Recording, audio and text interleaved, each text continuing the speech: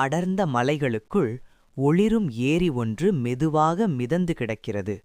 அதன் நீல நீர் சூரிய ஒளியை பிரதிபலித்து அருகே உள்ள மரங்கள் தன் இலைகளை மெதுவாக அசைத்து காற்றோடு இசை பாடுகின்றன.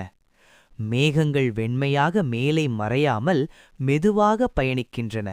ஒரு சாந்தியான ஓரம் காட்சியை உருவாக்குகின்றது. சூரியன் மெதுவாக அஸ்தமிக்கையில் பறவைகள் தன் வீடு நோக்கி திரும்புகின்றன. அவைகளின் கீதங்கள் ஏரியின் நீரில் பிரதிபலித்து காட்சியில் ஒரு உயிரோடும் அமைதியோடும் நிறைந்த சூழலை உருவாக்குகின்றது. காட்டின் நடுவே ஒரு சின்ன பாதை காணப்படுகிறது. அந்த பாதை வழியாக சிறுவன் மாறன் பயணிக்கிறார். அவன் கையில் சிறிய ஜன்னல் புயல் விதைகள், சிறிய மரக்கன்றுகள்.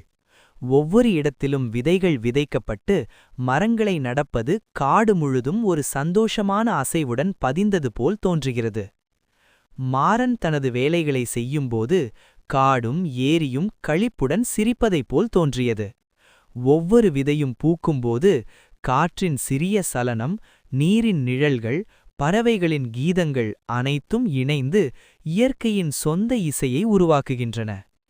மாலை நேரம் முடிந்ததும் மாறன் திரும்பும்போது காடு மெதுவாக இருளில் மிளிரும் நட்சத்திரங்களால் ஒளிர்கின்றது.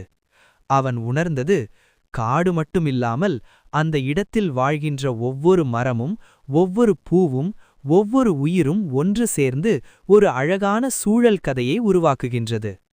மாறன் கண்களை மூடி அந்த அமைதியிலும் அதிர்விலும் மூழ்கினான். இயற்கையின் மெய்ப்பொருள் அவன் உள்ளத்தில் பதிந்தது.